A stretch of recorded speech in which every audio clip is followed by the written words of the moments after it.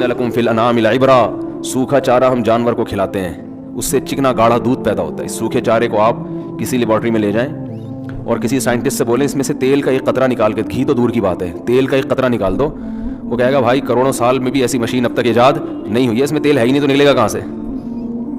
یہی وجہ ہے کہ کولیسٹرول کے مریضوں کو گھاس کھانے کا مشورہ دیا جاتا ہے، یعنی گھاس سے ملتی جلتی سبزیاں کہ اس میں تیل نہیں ہے.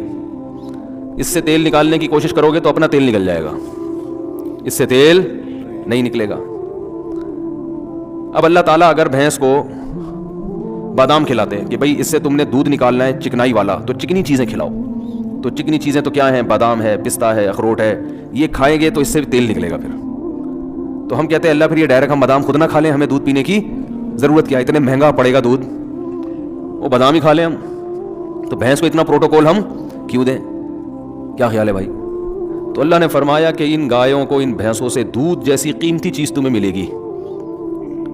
اتنی قیمتی چیز ہے نا دودھ، اتنی زبردست چیز ہے، لوگ دودھ کی قدر نہیں کرتے حقیقت میں. اب بات چل پڑی ہے تو بتا دوں، تین طرح سے دودھ کی ناقدری ہو رہی ہے ہمارے معاشرے میں، 3 طرح سے. پہلی ناقدری، دودھ کو بوائل کیا جاتا ہے، تازہ دودھ نہیں پیا جاتا، یہ ناقدری ہے. آپ کو قدرت نے جس انداز میں دودھ دیا ہے نا اسی میں پیو، بوائل کر کے اس کی جو اجزائے ترکیبی ہے نا اس کو چینج بولو نا نہیں کرو. ہمارے نبی نے، میرے علم میں کوئی ایسی حدیث نہیں ہے زندگی میں کبھی دودھ ابال کے پیا ہو. ڈاکٹر کو اعتراض ہوگا، یہاں کوئی ڈاکٹر بھی بیٹھے ہوئے ہوں گے، کیسے مشورے دے رہا ہے، جراثیم پلا رہا ہے ہم کو.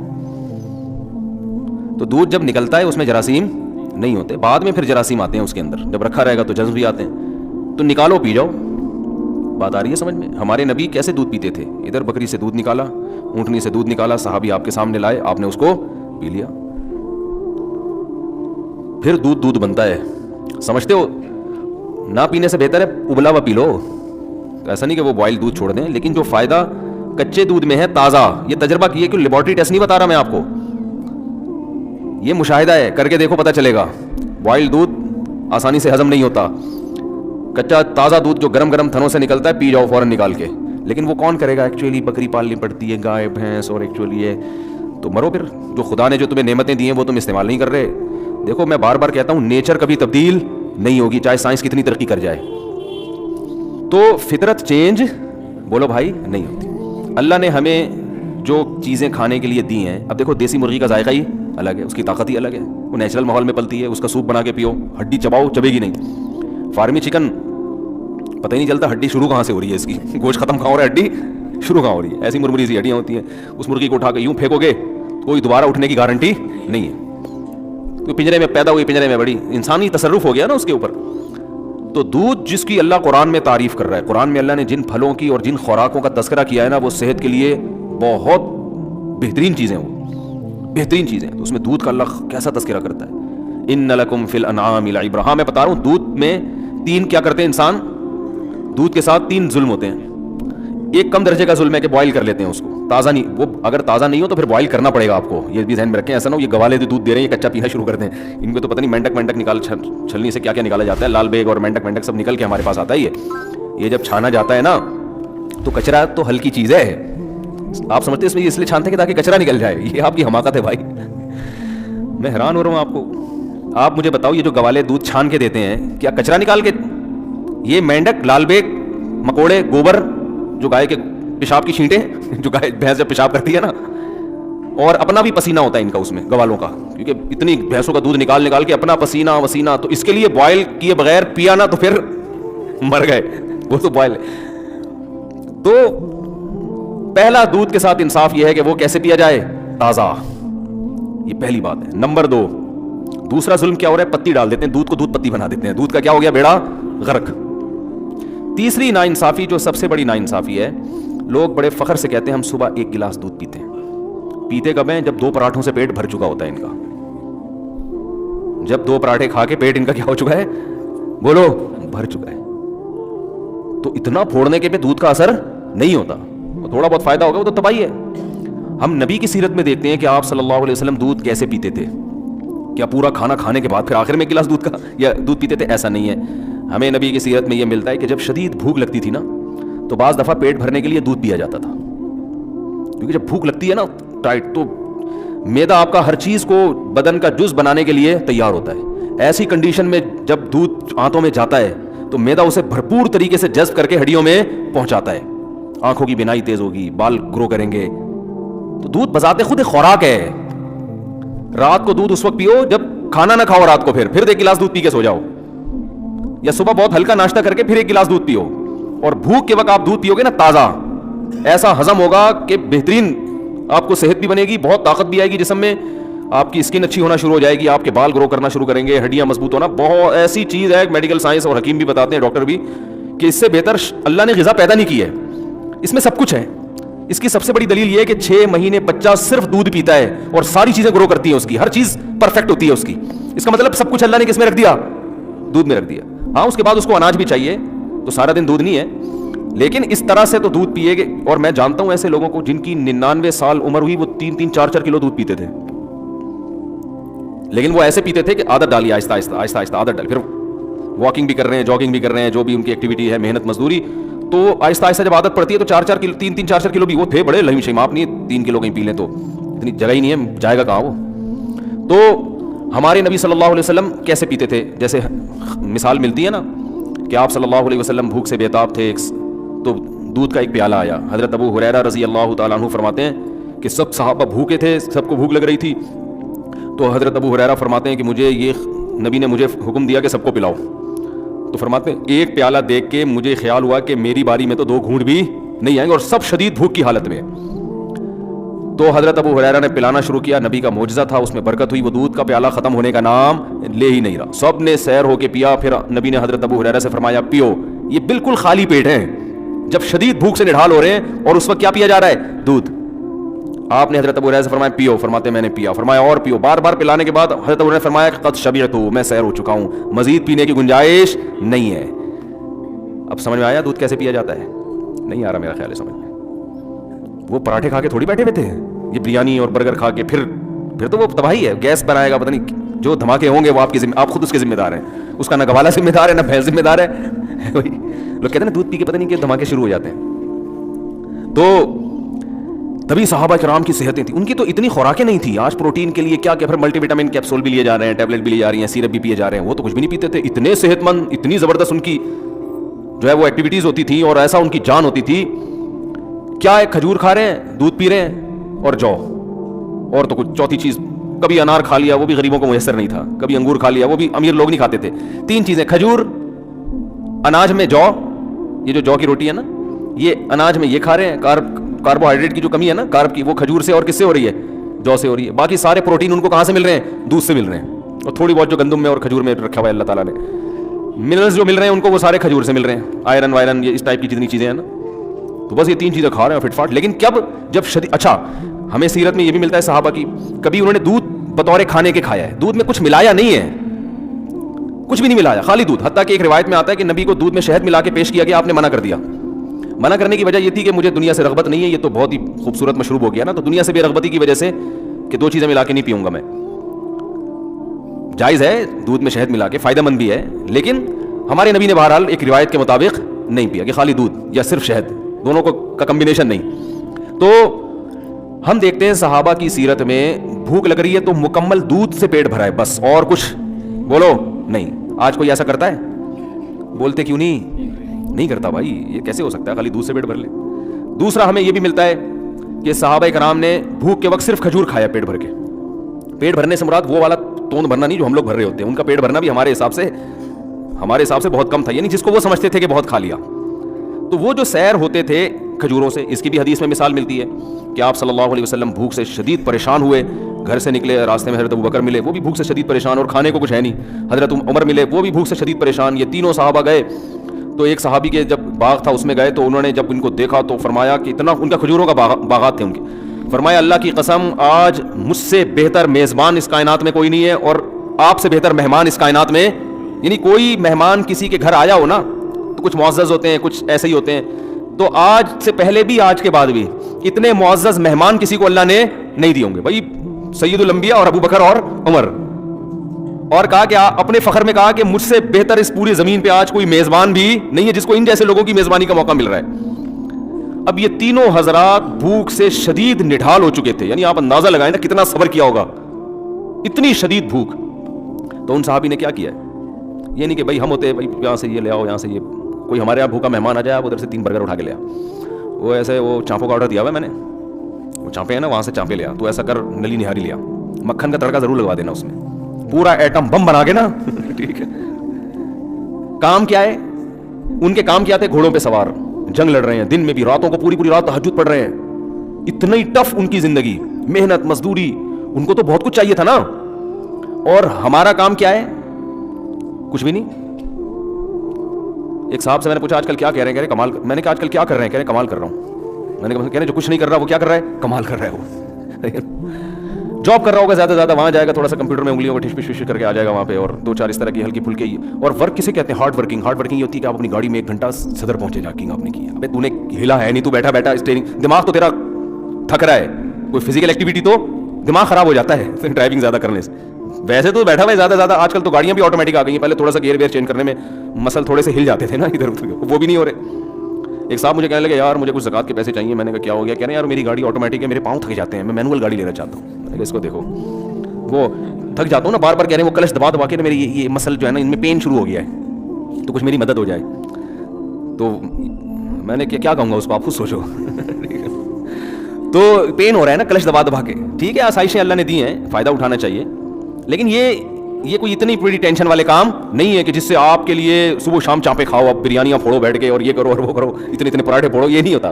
تو صحابہ کے کام بہت زیادہ, اور خوراک کیا دیکھیں, کبھی دودھ سے پیٹ بھر رہے ہیں, یہ ہلکی خوراک بولو نہیں ہے, یہ تو دودھ سے پیٹ بھر رہے تھے نا, یہ معمولی چیز نہیں ہے. یہ دودھ ان کی رگوں کو تر کر رہا ہے, ان کی جو جس چیز کی باڈی میں کمی ہوئی ہے اس کمی کو پورا کر رہا ہے. یہ فیٹ نہیں پیدا ہونے دے رہا. ملائی کھانے سے انسان موٹا ہوتا ہے, دودھ پینے سے موٹا نہیں ہوتا. یہ کولیسٹرول نہیں پیدا ہونے دے رہا.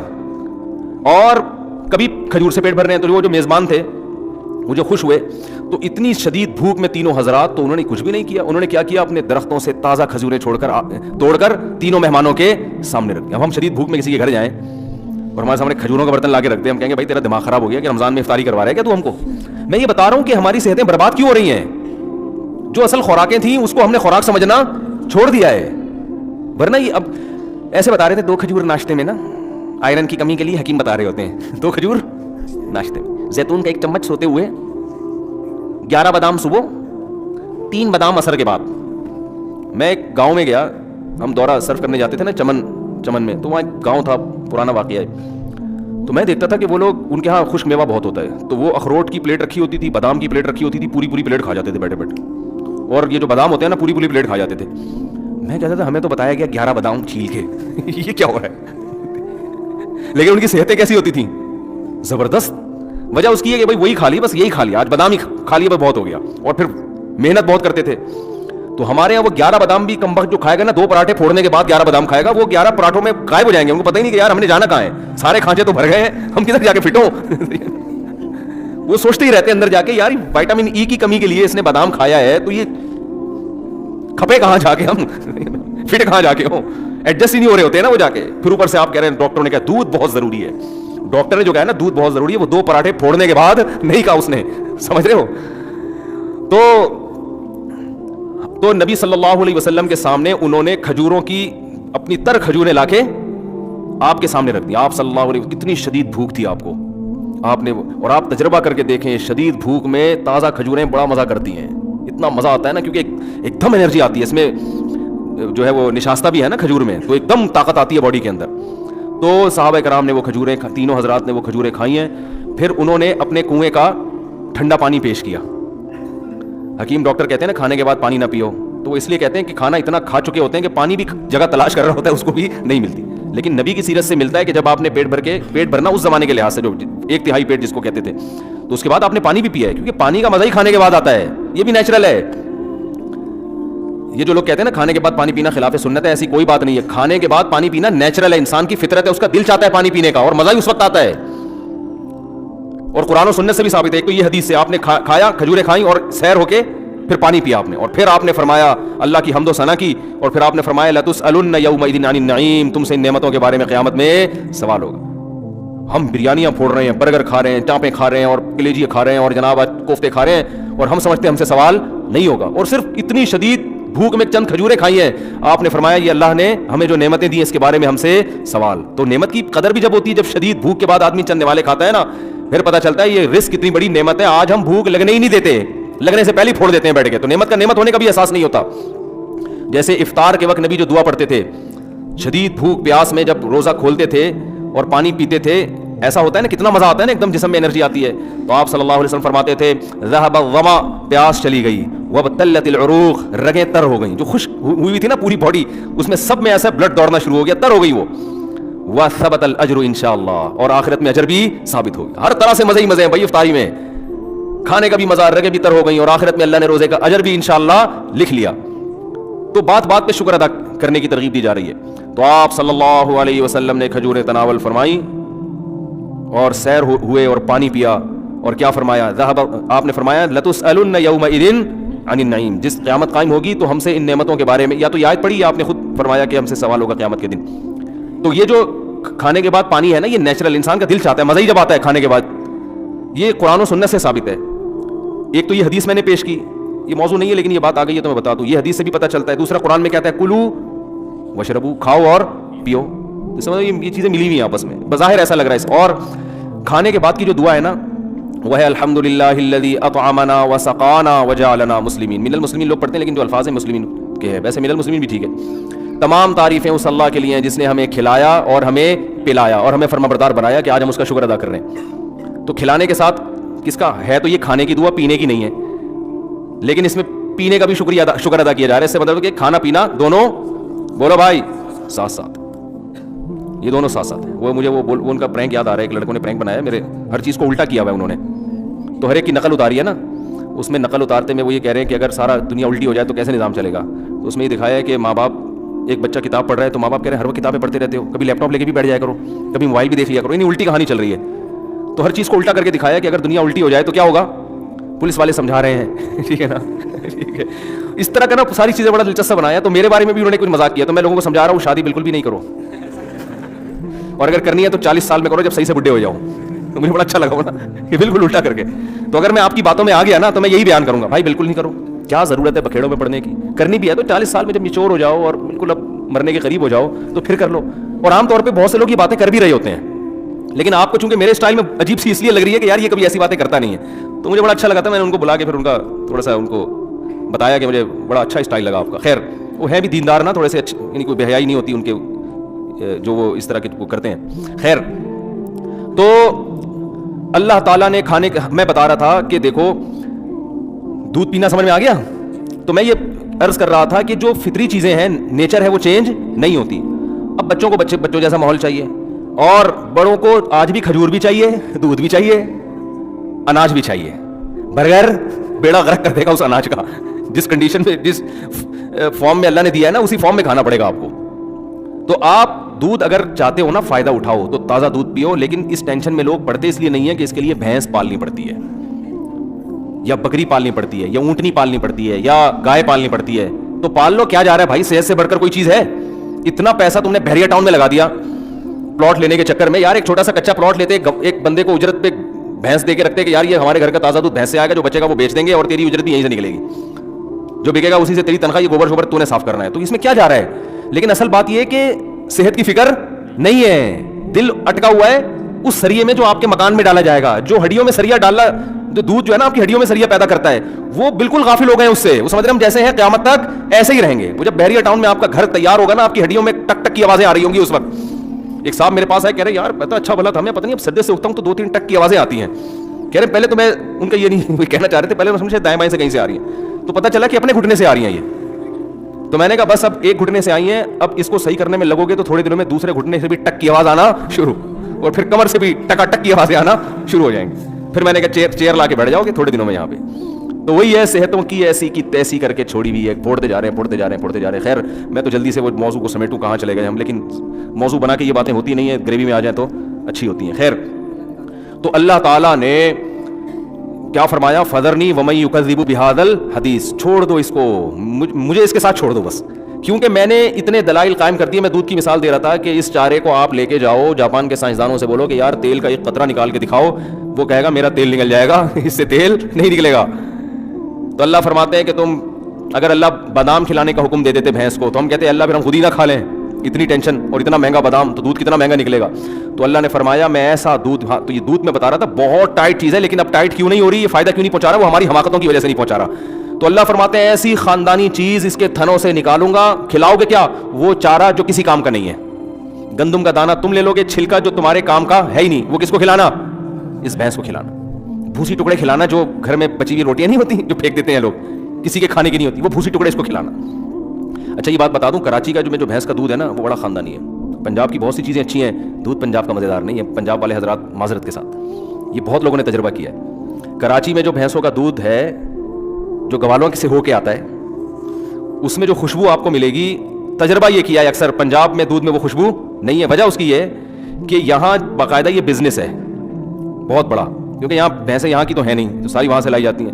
تو یہ لوگ بھینسوں کو کھلاتے ہیں, گھاس پھوس کراچی میں ہے نہیں, تو ان کو خوراک بڑی خاندانی کھلائی جاتی ہے. چنے کے دانے, اٹی مٹی, پتہ نہیں کیا کیا ان کی اصطلاحات ہیں, اور روٹیاں, اور اس کے اتنے پروٹین اس کو ملتے ہیں کہ دودھ بڑا خوشبودار پیدا ہوتا ہے. جبکہ پنجاب میں جو بھینسیں ہیں وہ گھاس پہ پلتی ہیں, گھاس کے علاوہ دوسری کوئی چیز زیادہ کھانے کو ان کو جو کھیتوں میں چرنے والی ہو سکتا ہے, جو باندھ کے کھلاتے ہیں وہ بھی ویسے ہی ہو. تو اس لیے دونوں دودھوں کے ذائقے میں بڑا فرق ہے. تو اور اتنی موٹی ملائی آئے گی یہاں دودھ کے اوپر. تو پنجاب سرآنکھوں پہ ہر چیز میں آگے ہے, یعنی خوراک کے معاملے میں. لیکن بھائی دودھ جس نے بھی تجربہ کیا ہے, جب بھینس کراچی میں آئے گی نا تو اس کو جو پروٹوکول ملتا ہے دودھ اسی حساب سے پھر وہ پیدا کرتی ہے. حالانکہ اس میں گوالے نے اپنا پروٹوکول بھی شامل کیا ہوا ہوتا ہے, ٹھیک ہے نا.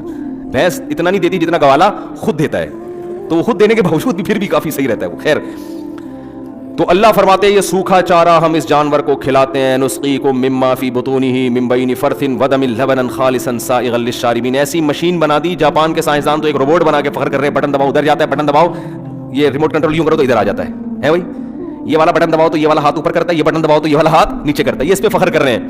اللہ فرماتے ہیں اس بھینس میں ایسے سافٹ ویئر میں نے ڈال دیے ہیں, سوکھا چارہ کھلاتے ہو, اسی سوکھے چارے سے اس کا گوبر بنتا ہے. وہ گوبر کیا کرے گا, زمین میں جائے گا, زمین کی انرجی کو, طاقت کو بحال کرے گا تاکہ دوبارہ اس سے گھاس اور نباتات پیدا ہوں.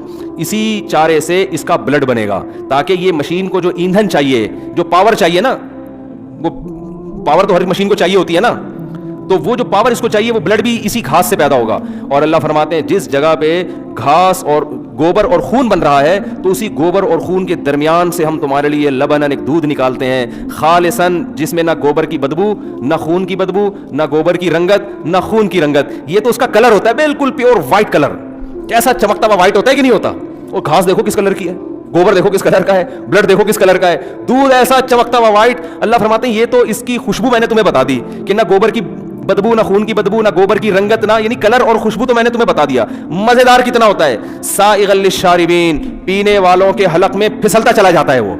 ہمارے حضرت فرماتے ہیں جب میں آیت کی تلاوت کرتا ہوں ایسا لگتا ہے ایک گلاس لبالب دودھ کا میں نے پی لیا, ایسا مزہ آتا ہے. جو پینے میں مزہ آتا ہے اس سے زیادہ اس آیت کی تلاوت میں مزہ آتا ہے. سائغا للشاربین, یہ لفظ کسی اور مشروب کے بارے میں نہیں ہے قرآن میں.